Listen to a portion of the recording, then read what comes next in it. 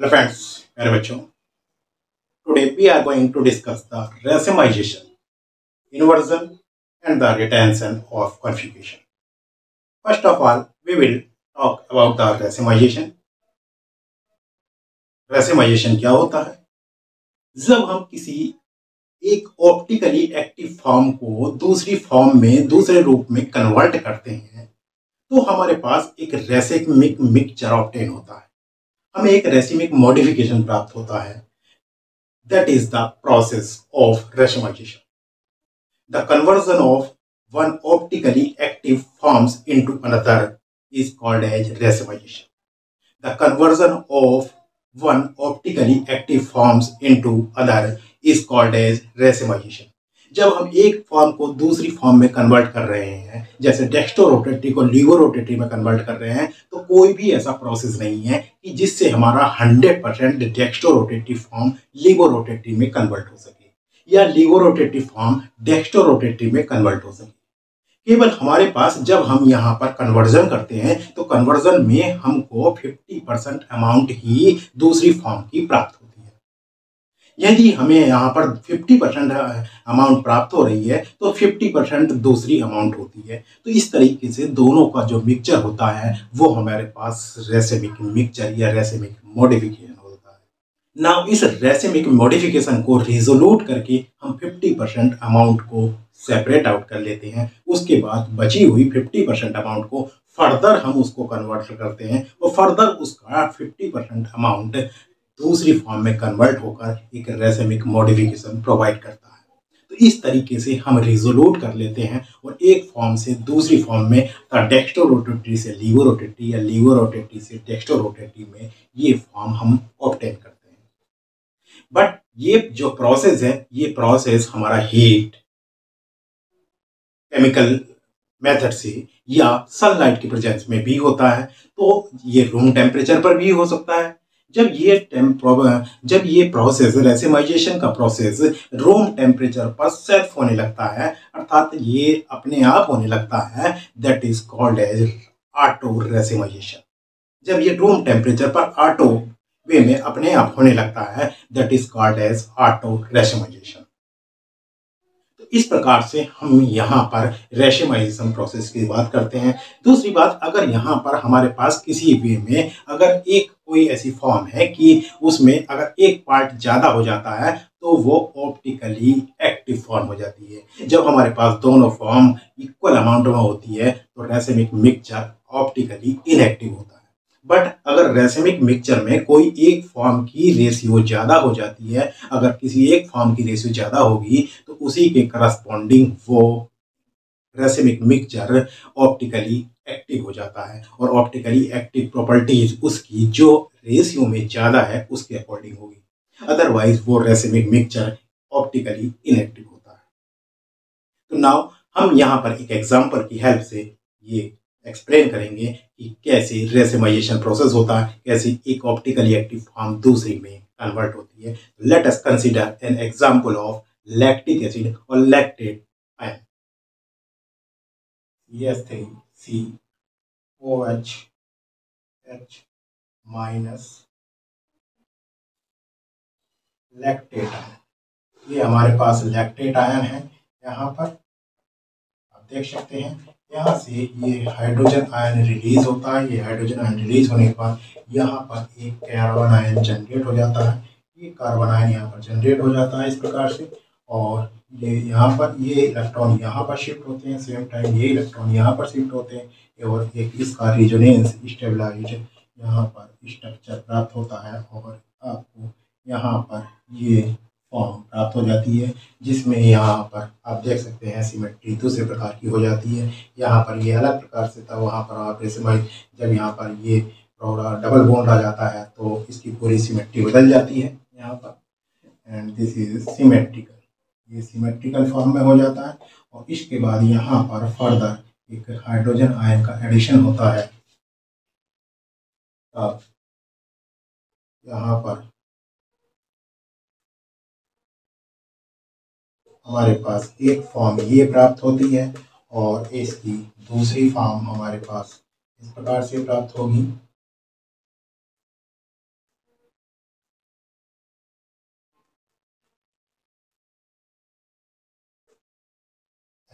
OH। ये हमारे पास minus form होती है और ये हमारे पास S प्लस फॉर्म होती है। तो आप देख सकते हैं यहाँ पर हमारी एक फॉर्म हमने ली थी, ये एक फॉर्म हमने ली थी, उसके बाद में हमारा यहाँ पर ये कन्वर्जन हो जाता है, ये सिमेट्रिकल हो जाता है यहाँ पर, और उसके बाद में जब यहाँ पर फर्दर हाइड्रोजन आयन का एडिशन होता है तो ये दो फॉर्म जो कि रेसिमिक मॉडिफिकेशन के रूप में हमको प्राप्त होती है। Such type of reaction is called as racemization process. अर्थात हम यहाँ पर किसी एक ऑप्टिकली एक्टिव फॉर्म को रेसिमिक मिक्सचर में कन्वर्ट कर रहे हैं और उस रेसिमिक मिक्सचर को फिर मॉडिफाई करके उसको रिजोल्यूट करके हम करस्पॉन्डिंग फॉर्म सेपरेट कर लेते हैं। तो इस तरीके से कोई भी मेथड से यहाँ पर 100% एक फॉर्म को दूसरी फॉर्म में कन्वर्ट करना पॉसिबल नहीं है। आपको पहले वहाँ पर 50% के रूप में रेसिमिक मॉडिफिकेशन प्राप्त होगा, अर्थात एक बार में, एक प्रोसेस में, एक स्टेप में आप केवल 50% फॉर्म ही ऑब्टेन कर सकते हैं। फर्दर आप उसकी रिजोल्यूट होने के बाद बची हुई फॉर्म को फर्दर आप यहाँ पर रेसिमाइज करेंगे और फर्दर उसका 50% आपको प्राप्त होगा और इस प्रकार से ये रेसिमाइजेशन प्रोसेस यहाँ पर आपको एक रेसिमिक मॉडिफिकेशन देता है और उसको रिजोल्यूट करके आप दूसरी फॉर्म में उसको ऑब्टेन करते हैं। Now we will discuss the retention and the inversion of process. यहाँ पर इन्वर्जन और रिटेंशन प्रोसेस क्या होता है? जब हमारे पास कोई ऑप्टिकली एक्टिव फॉर्म के कायरल सेंटर पर इस प्रकार से रिएक्शन होती है कि उसके कायरल सेंटर का बॉन्ड ब्रेक होता है, तब वहाँ पर डिफरेंट टाइप्स के प्रोडक्ट प्राप्त होते हैं, अर्थात वहाँ पर डिफरेंट कन्फिगरेशन के प्रोडक्ट आपको प्राप्त होंगे। एक में रिटेंशन, जो हमारा सेम रिएक्टेंट की कन्फिगरेशन अगर हमारी रिटेन रहती है, that is called as retention process. और यदि हमारा वहाँ पर after the formation of product हम देखते हैं कि यहाँ रिएक्टेंट और प्रोडक्ट की कन्फिगरेशन अगर उल्टी हो जाती है, अपोजिट हो जाती है, इन्वर्ट हो जाती है, that is called as inversion of configuration.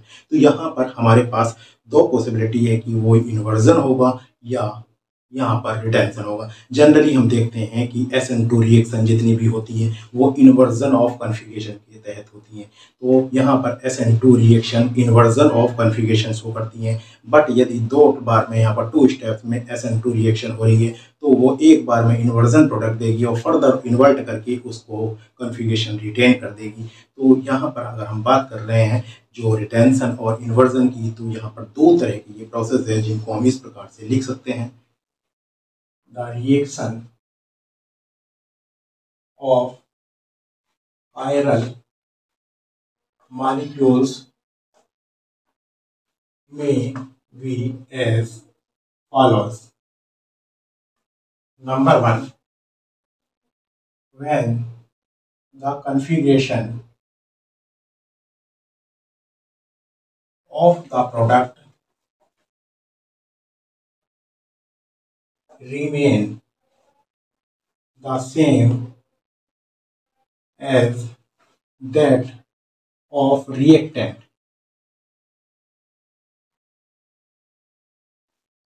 in such a case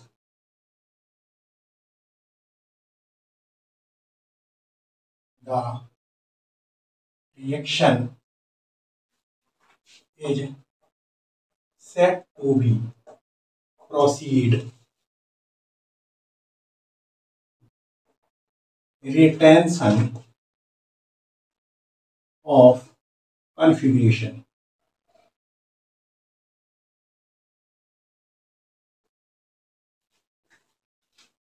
And the second one is when the configuration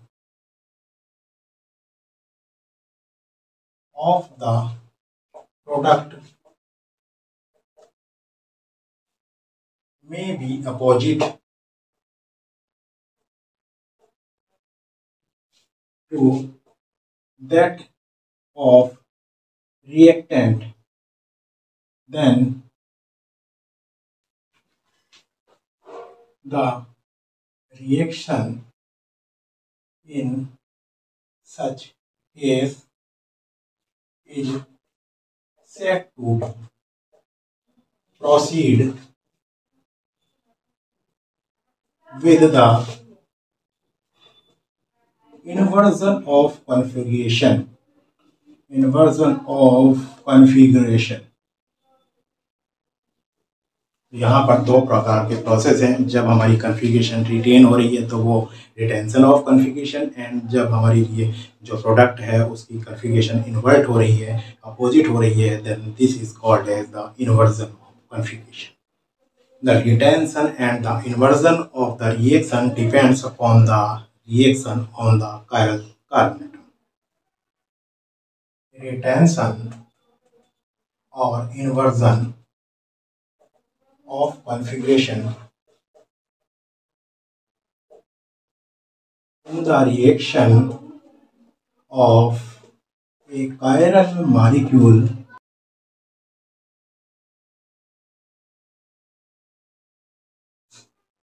upon number one, the side of molecule from which the reagent attack on the molecule,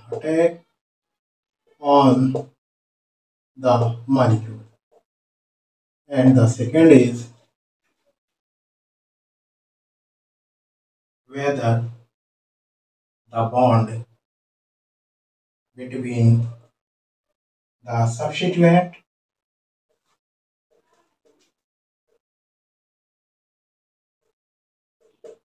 and heredity center break or not. यहाँ पर दो factor हैं कि हमारा reagent किस side से attack कर रहा है, एक तो इस बात पर, और दूसरा यहाँ पर हमारा सब्स्टिट्यूएंट और हेरेडिटी सेंटर यानी कायरल सेंटर के बीच बॉन्ड ब्रेक हो रहा है या नहीं हो रहा, इस बात पर हमारा इन्वर्जन और रिटेंशन ऑफ कॉन्फ़िगरेशन डिपेंड करता है. नाउ अगर हम सबसे पहले बात करें इन्वर्जन ऑफ कॉन्फ़िगरेशन की, तो यहाँ पर फॉर एग्जांपल हमारे पास एक molecule conversion of 2-butyl chloride into 2-butanol is an example of inversion. यहाँ पर 2-butyl chloride को जब हम 2-butanol में कन्वर्ट करते हैं तो ये इन्वर्जन शो करता है. ये हमारे पास 2-butyl chloride है, यहाँ पर आप देख सकते हैं this is hydrogen and chlorine.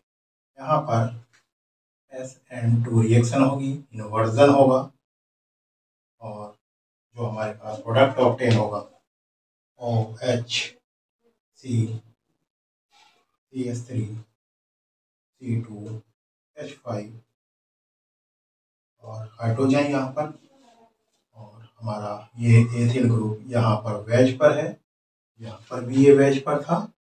तो आप देखेंगे कि जो ये कॉन्फ़िगरेशन है वो हमारी इन्वर्ट हो रही है. ये कॉन्फ़िगरेशन जो हमारी थी वो यहाँ पर ये इन्वर्ट हो गई है. This is the inversion of configuration. Now we will discuss the retention of configuration. When the bond making and breaking at the front side of the center of the molecule,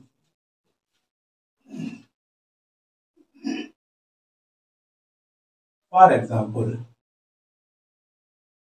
the reaction of a chiral alcohol with thionyl chloride to give the product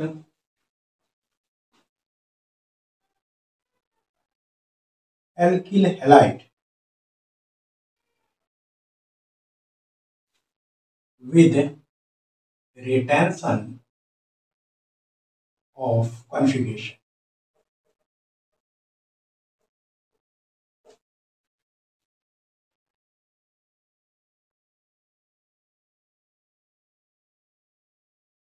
CH3 C2H5 और यहाँ पर आपका hydrogen butanol. 2 butanol है हमारे पास।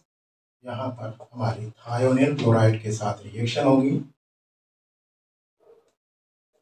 Thionyl chloride के साथ reaction होती है। यहाँ पर इसके लॉन पेयर इलेक्ट्रॉन होते हैं। ये सल्फर एटम पर अटैक करता है। ये क्लोराइड यहाँ से रिलीज हो जाता है और यहाँ पर इस प्रकार से बनता है ये कार्बन C2H5। यहाँ पर ये बेंच पर होगा, आप देख सकते हैं। This group is on the bench. ये बेंच पर है ये ग्रुप और ये गैस पर है और CH3 यहाँ पर और यहाँ पर OS और यहाँ पर ये Cl, यहाँ से माइनस Cl रिलीज हो जाता है और ये हाइड्रोजन यहाँ से रिलीज और ये हाइड्रोजन यहाँ से रिलीज हो जाता है माइनस हाइड्रोजन आयन, अर्थात यहाँ पर माइनस HCl निकल जाएगा और इस प्रकार से ये बॉन्डिंग हो जाती है। ये ऑक्सीजन एटम यहाँ पर है ना। अब यहाँ पर आप देख सकते हैं कि ये यहाँ पर ये इस प्रकार से रिलीज हो जाएगा और ये यहाँ पर इस कार्बन एटम पर अटैक करता है और आपको यहाँ पर जो प्राप्त होगा इस प्रकार से प्राप्त हो जाएगा CH3 C2H5 हाइड्रोजन। ये हमारे पास वेज पर है, ऑन द वेज और यहाँ पर ये Cl आ जाएगा प्लस OS और यहाँ पर ये निकल जाता है और आप देख सकते हैं ये हमारा ब्यूटाइल क्लोराइड यहाँ पर प्राप्त हो रहा है और सेम कन्फिगरेशन में है। जो कन्फिगरेशन हमारी यहाँ थी वही कन्फिगरेशन हमें तो इसकी प्राप्त हो रही है। तो such type of reaction is called as the retention of configuration और इस रिएक्शन में हमें सेम कन्फिगरेशन का प्रोडक्ट होता है तो इस रिएक्शन को रिटेंशन ऑफ कन्फिगरेशन कहते हैं। इसी में एक तीसरा केस है रेशिमाइजेशन का कि जब यहाँ पर हमारी बॉन्ड ब्रेकिंग कायरल सेंटर पर होती है तो ये भी पॉसिबिलिटी है कि दोनों ओर से अटैक हो। इनकमिंग ग्रुप का दोनों ओर से अगर अटैक होगा तो वहाँ पर दोनों प्रकार का मिक्सचर प्राप्त दोनों प्रकार के प्रोडक्ट प्राप्त होंगे, अर्थात वहाँ पर एक मिक्सचर प्राप्त होगा जिसको हम रेसिमिक मिक्सचर के नाम से जानते हैं। और यदि वो इक्वल अमाउंट में फॉर्म हो रहा है तो वो ऑप्टिकली इनएक्टिव मिक्सचर होगा, बट यदि वो कोई एक फॉर्म उसमें ज़्यादा एग्जिस्ट कर रही है तो वो ऑप्टिकली एक्टिव फॉर्म हो जाएगी, अदरवाइज वो ऑप्टिकली इनएक्टिव फॉर्म रहेगी। तो अगर उस रिएक्शन की हम बात करें, एक रिएक्शन का एग्जाम्पल अगर बात करें जिसमें कि हमारा रेसिमिक मिक्सचर ऑब्टेन हो रहा है, सम reactions of optically active compounds neither shows complete retention nor complete inversion of configuration. If the product is a racemic mixture, then it will be optically inactive and this reaction is said to be racemization.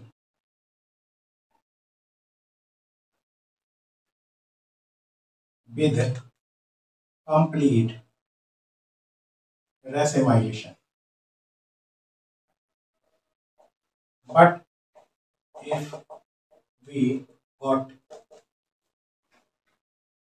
if we get one form in major part, then the mixture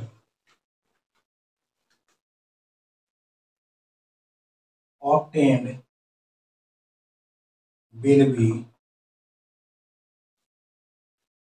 optically active and it is called as partial racemization।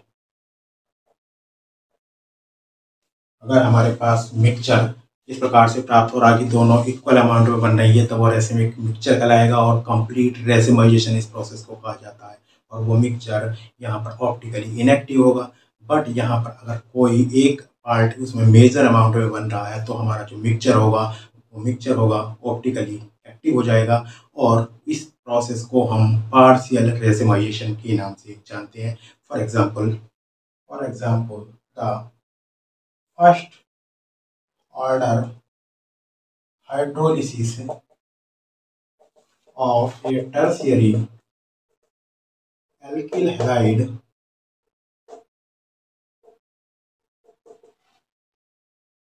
or 3-bromo 2,3-dimethyl pentane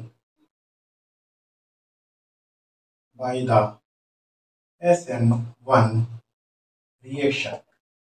हमारे पास जो tertiary alkyl halide है और 3-bromo 2,3-dimethyl pentane जो SN1 reaction के through यहाँ पर hydrolysis show करता है उसमें हमारा रेसिमाइजेशन होता है, अर्थात दोनों फॉर्म यहाँ पर प्राप्त होती हैं।